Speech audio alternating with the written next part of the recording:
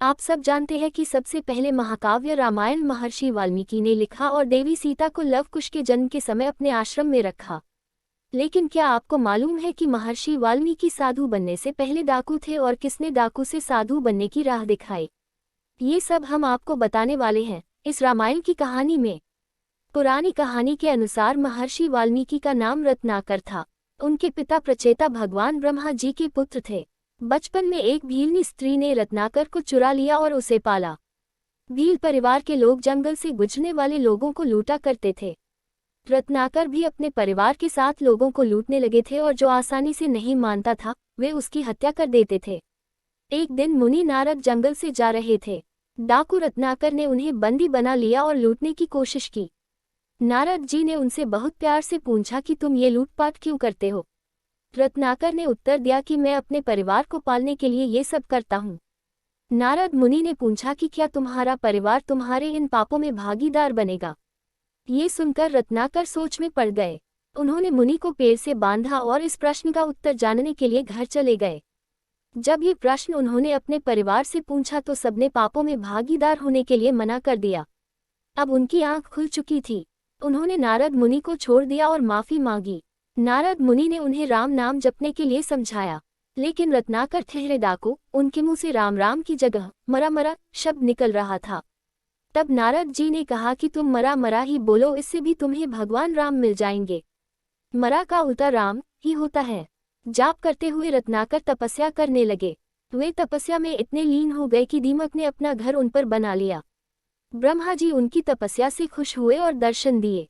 ब्रह्मा जी ने रत्नाकर के शरीर पर बांबी देखकर उनका नाम वाल्मीकि रखा। ब्रह्मा जी ने वाल्मीकि को रामायण लिखने के लिए कहा। महर्षि ने एक पक्षी जोड़े को देखकर संस्कृत में श्लोक बोला। वे खुद आश्चर्य में पड़ गए। उनको आश्चर्य में देखकर नारद मुनि प्रकट हुए और बोले कि यह आपका पहला संस्कृत श्लोक है, आप रामायण लिखनी शुरू करो। डाकू से साधु बने महर्षि वाल्मीकि।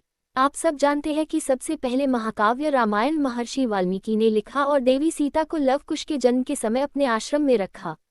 लेकिन क्या आपको मालूम है कि महर्षि वाल्मीकि साधु बनने से पहले डाकू थे और किसने डाकू से साधु बनने की राह दिखाई?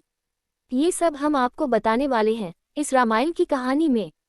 पुरानी कहानी के अनुसार महर्षि वाल्मीकि का नाम रत्नाकर था।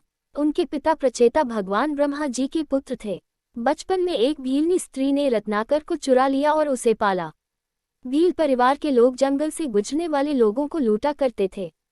रत्नाकर भी अपने परिवार के साथ लोगों को लूटने लगे थे और जो आसानी से नहीं मानता था वे उसकी हत्या कर देते थे। इस घटना ने बना दिया डाकू से साधु। एक दिन मुनि नारद जंगल से जा रहे थे। डाकू रत्नाकर ने उन्हें बंदी बना लिया और लूटने की कोशिश की। नारद जी ने उनसे बहुत प्यार से पूछा कि तुम ये लूटपाट क्यों करते हो? रत्नाकर ने उत्तर दिया कि मैं अपने परिवार को पालने के लिए ये सब करता हूँ। नारद मुनि ने पूछा कि क्या तुम्हारा परिवार तुम्हारे इन पापों में भागीदार बनेगा? ये सुनकर रत्नाकर सोच में पड़ गए। उन्होंने मुनि को पेड़ से बांधा और इस प्रश्न का उत्तर जानने के लिए घर चले गए। जब ये प्रश्न उन्होंने अपने परिवार से पूछा तो सबने पापों में भागीदार होने के लिए मना कर दिया। अब उनकी आंख खुल चुकी थी। उन्होंने नारद मुनि को छोड़ दिया और माफी मांगी। नारद मुनि ने उन्हें राम नाम जपने के लिए समझाया, लेकिन रत्नाकर ठहरे डाकू, उनके मुंह से राम राम की जगह मरा मरा शब्द निकल रहा था।